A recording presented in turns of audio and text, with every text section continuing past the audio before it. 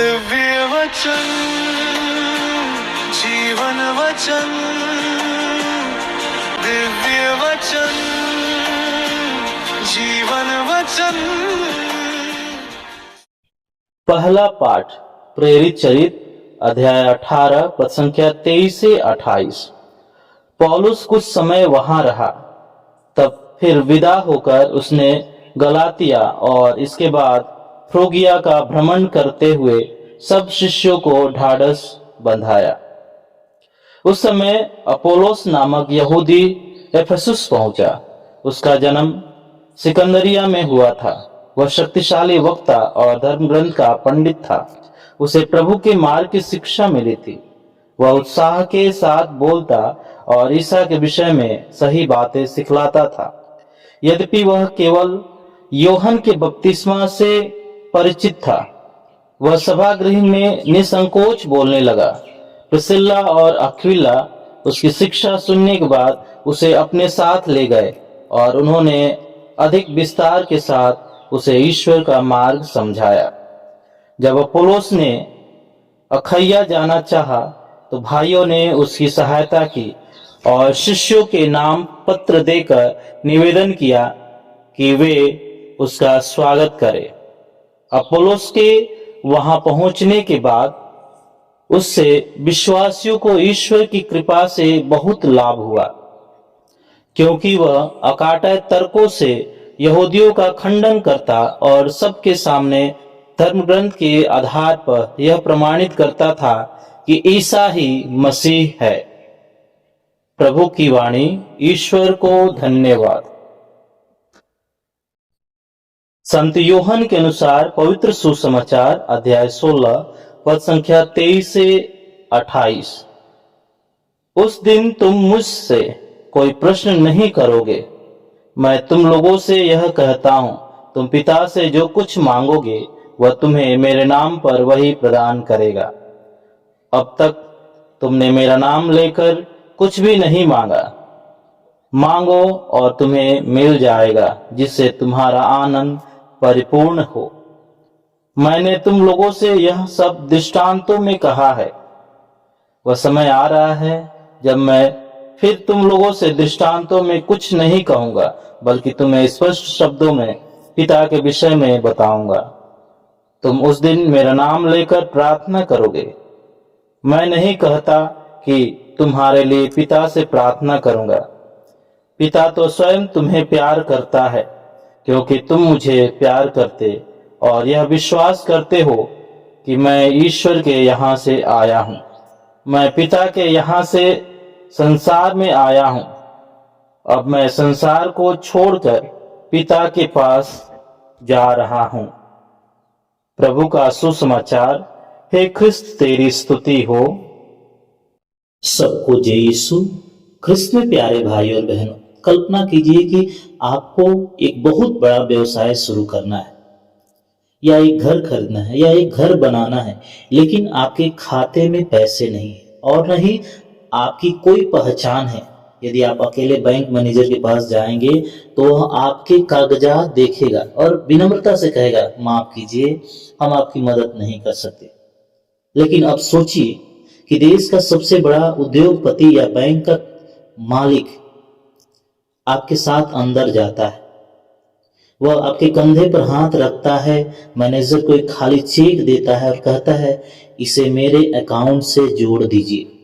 इन्हें जो कुछ भी चाहिए वह मेरे नाम और मेरी जिम्मेदारी पर दे दीजिए। प्यारे भाइयों बहनों, अचानक जो दरवाजे आपके लिए बंद थे वे तुरंत खुल जाते हैं। क्यों? इसलिए नहीं कि आपकी हैसियत बदल गई, बल्कि इसलिए कि अब आपके पीछे उस बड़े व्यक्ति का नाम और उसका सामर्थ्य खड़ा है। आज के सुसमाचार में प्रभु यीशु हमें यही समझा रहे हैं कि हमें ईश्वर के राज्य का सबसे बड़ा हस्ताक्षर किया हुआ चेक मिल चुका है, और वह है प्रभु यीशु का नाम।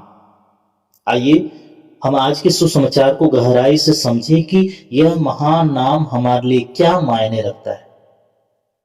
संत योहन के सुसमाचार में प्रभु यीशु अपने शिष्यों को अपनी मृत्यु और विदाई के लिए तैयार कर रहे हैं। शिष्य उदास है, वे डरे हुए हैं और खुद को अनाथ महसूस कर रहे हैं। तब प्रभु यीशु उन्हें ढाढ़स बंधाते हुए एक ऐसा वादा करते हैं जो उसकी सोच से बिल्कुल परे है। वे कहते हैं, मैं तुम लोगों से कह देता हूं, तुम पिता से जो कुछ मांगोगे वह तुम्हें मेरे नाम पर वही प्रदान करेगा। मांगो तो तुम्हें मिलेगा, जिससे तुम्हारा आनंद परिपूर्ण हो जाए। प्यारे भाई और बहनों, जरा याद कीजिए, जब हम कभी अपने घरों में या कलीसिया में प्रार्थना करते हैं तो क्या कहते हैं? हम अपनी सारी चिंताओं, अपनी बीमारियों और अपनी आवश्यकताओं को प्रभु के सामने रखते हैं और अंत में क्या कहते हैं? हम कहते हैं, यह प्रार्थना अपने प्रभु यीशु मसीह के नाम से मांगते हैं, आमीन। यही कहते हैं ना। हम हर रविवार, हर रोज इसी प्रार्थना की तरह समाप्त करते हैं। लेकिन अब एक बहुत बड़ा सवाल उठता है कि आखिर प्रभु यीशु के नाम पर या यीशु का नाम लेकर मांगने का असली मतलब क्या है? प्यारे भाई और बहनों, यीशु का नाम कोई जादू का मंत्र या अलादीन का चिराग नहीं है जिसे हम अपनी किसी भी गलत या स्वार्थी इच्छा के अंत में लगा दे और सोचे कि वह पूरा हो जाएगा। प्यारे भाई और बहनों, प्राचीन समय में जब कोई व्यक्ति किसी के नाम पर जाता था तो इसका मतलब था कि वह उस व्यक्ति का प्रतिनिधि बनकर जा रहा है। वो अपनी मर्जी से नहीं, बल्कि उस व्यक्ति के स्वभाव, उसकी इच्छा और उसके अधिकार के तहत काम करता है। ठीक है, इसी तरह जैसे एक देश का राजदूत जब दूसरे देश में जाता है तो वह अपनी व्यक्तिगत मर्जी की बातें नहीं करता, वह वही बोलता है जो उसके देश की सरकार और उसका राजा चाहता है। जब हम कहते हैं कि हम प्रभु यीशु मसीह के नाम पर प्रार्थना कर रहे हैं तो हम अपनी मर्जी को छोड़ देते हैं और अपनी इच्छाओं को प्रभु यीशु मसीह के इच्छा के साथ मिला देते हैं। इसका मतलब है कि हमारी प्रार्थना ऐसी होनी चाहिए जिसे सुनकर स्वर्ग में प्रभु यीशु मसीह भी उस पर अपनी सहमति की मुहर लगा दे। जैसा कि संत यूहन्ना के पहले पत्र अध्याय 5 पद संख्या 14-15 में बिल्कुल साफ साफ यही बात सिखाती है कि यीशु के नाम पर या उसके अधिकार में मांगने का अर्थ क्या है। वहां लिखा है, हमें उनके सामने यह दृढ़ विश्वास है कि यदि हम उनकी इच्छा के अनुसार कुछ भी मांगते हैं तो वो हमारी सुनते हैं। और जब हम जानते हैं कि जो कुछ हम मांगते हैं वह हमारी सुनते हैं तो हम यह भी जानते हैं कि जो याचनाएं हमने उनसे की है वे हमें मिल जाएंगी। हमने देखा कि यीशु के नाम पर मांगने का सीधा संबंध उनकी इच्छा के अनुसार मांगना है। प्यारे भाई और बहनों, जब हम इस समझ के साथ घुटने टेकते हैं तो हम पिता ईश्वर के सामने अपनी किसी इच्छा या अपने किसी घमंड को लेकर नहीं जाते। हम यह नहीं कहते हैं कि हे पिता, मैंने इतना दान दिया, उपवास किया, इसलिए मेरी सुन, बल्कि हम प्रभु यीशु मसीह के क्रूस के लहू और उनकी धार्मिकता के अधिकार को लेकर जाते हैं। और तब यीशु हमें एक बेहद खूबसूरत और सांत्वना देने वाला रहस्य बताते हैं। वे कहते हैं, तुम्हें पिता परमेश्वर से डरने या घबराने की जरूरत नहीं है, क्योंकि तुम अकेले नहीं हो। पिता स्वयं तुमसे प्रेम करता है, क्योंकि तुमने मुझसे प्रेम किया है। प्रभु यीशु के इसी महान नाम और अधिकार के कारण आज पिता परमेश्वर के स्वर्ग का पूरा खजाना हम सभी के लिए खोल दिया है। प्यारे भाई और बहनों, जब हमें प्रभु यीशु के इस महान नाम का अधिकार मिल जाता है तो एक विश्वासी के रूप में हमारा जीवन कैसा होना चाहिए, इसी बात को समझने के लिए आज का पहला पाठ हमारी मदद करता है। प्रेरित चरित्र में हमारी मुलाकात अपोलोस नाम के एक व्यक्ति से होती है।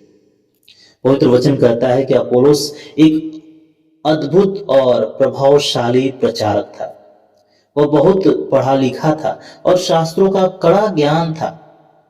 इतना ही नहीं, वह आत्मा से प्रज्वलित होकर बड़े उत्साह के साथ प्रभु यीशु के विषय में बिल्कुल सटीक बातें सिखाता और बोलता था। लेकिन इसके बावजूद उसमें एक कमी थी, वह केवल यूहन्ना के बपतिस्मा के विषय में जानता था। इसका मतलब यह नहीं कि उसमें पवित्र आत्मा का जोश या सामर्थ्य कम था, वह तो आत्मा से भरपूर था, लेकिन उसके पास पूरी जानकारी नहीं थी। वह पश्चाताप के बपतिस्मा को तो जानता था, लेकिन मसीही बपतिस्मा के पूर्ण रहस्य, कलीसिया की स्थापना और पेंतकोस्त के दिन पवित्र आत्मा के सामूहिक वरदानों के रहस्यों से अभी तक अनजान था। वह बहुत सटीक था, लेकिन उसका ज्ञान अभी अधूरा था। अब सवाल उठता है कि अपोलोस के इस अधूरे ज्ञान को पूरा कैसे किया जाए। तभी पहले पार्ट में प्रिसिल्ला और अक्विला आते हैं। यह एक साधारण शादीशुदा जोड़ा था जो तंबू बनाकर अपनी जीविका चलाता था। जब उन्होंने इस महान विद्वान अपोलोस को सभागृह में बोलते सुना तो वे दो काम कर सकते थे। वे सबकी नजरों में उनकी आलोचना कर सकते थे कि देखो इतना बड़ा विद्वान बनता है और इसे कलीसिया का पूरा रहस्य भी पता नहीं है, या फिर वे डर कर चुप रह सकते थे। लेकिन उन्होंने एक सच्चे मसीही होने का परिचय दिया। वे अपोलोस को सम्मान के साथ अपने घर ले गए, उसे भोजन कराया और ईश्वर का मार्ग उसे और अधिक स्पष्ट रूप से समझाया। प्यारे भाई और बहनों, पर असली चमत्कार यहाँ नहीं बल्कि अपोलोस के दिल में हुआ। सोचिए, अपोलोस एक बहुत बड़ा वक्ता और शास्त्र ज्ञानी था और प्रिसिल्ला अक्विला साधारण मजदूर थे, लेकिन अपोलोस ने अपने ज्ञान का घमंड नहीं किया। उसने यह नहीं कहा तुम मामूली तंबू बनाने वाले मुझे क्या सिखाओगे। उसका हृदय सीखने वाला था। उसने विनम्रता से उनकी बातें सुनी और अपनी कमी को स्वीकार किया।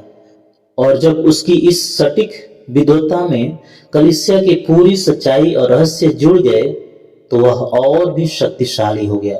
उसने अखैया जाकर पूरी ताकत के साथ साबित कर दिया कि यीशु ही मसीह है। दरअसल अखैया एक रोमियो का प्रांत था और कुरिन्थ रोमन प्रांत अखैया की राजधानी थी। प्यारे भाई और बहनों, आज के दोनों पाठ हमारे जीवन के लिए दो बहुत बड़ी चुनौतियां और संदेश देते हैं। पहली चुनौती अपने हृदय को जांचने की कि क्या हमारा हृदय अपोलोस की तरह सीखने के लिए तैयार है, या हम यह सोचते हैं कि हम अपने विश्वास, अपने परिवार या अपनी नौकरी के बारे में सब कुछ जानते हैं। याद रखिए, परमेश्वर उस बर्तन को कभी नहीं भर सकता जो पहले से ही अहंकार या सब कुछ जानने के घमंड से भरा हो। आध्यात्मिक उन्नति तब शुरू होती है जब हम विनम्र होकर कहते हैं, प्रभु मुझे दूसरों के माध्यम से सिखा, चाहे वे हमसे छोटे या साधारण ही क्यों ना हो। और दूसरी चुनौती, प्रभु यीशु मसीह का नाम इस्तेमाल कैसे करें। प्यारे भाई और बहनों, इस आने वाले सप्ताह में जब भी आप डर, बीमारी, पारिवारिक समस्याओं या चिंताओं का सामना करें तो याद रखें कि आप अकेले नहीं हैं।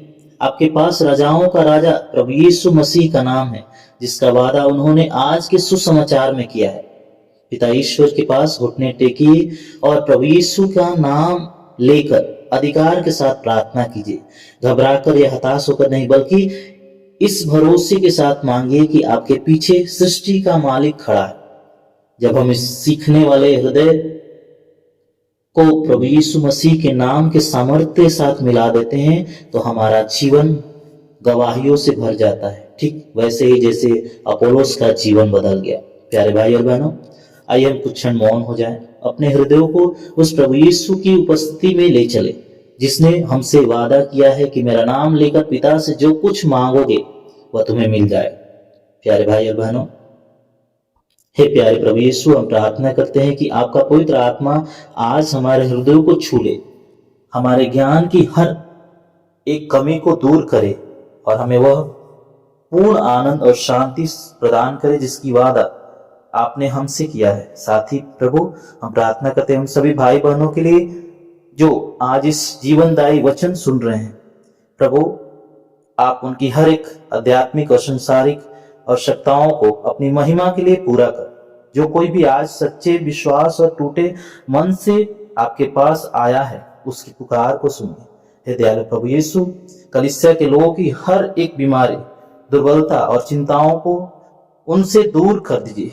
उनके परिवारों में अपना स्वर्गीय मेल मिलाप और शांति भर दीजिए। उनके बाल बच्चों को बुद्धि, अच्छी शिक्षा और मसीही संस्कार भर दीजिए ताकि वे आपके मार्ग पर चल सके। यह प्रार्थना करते हैं हमारे प्रभु यीशु ख्रिस्त के द्वारा, आमीन।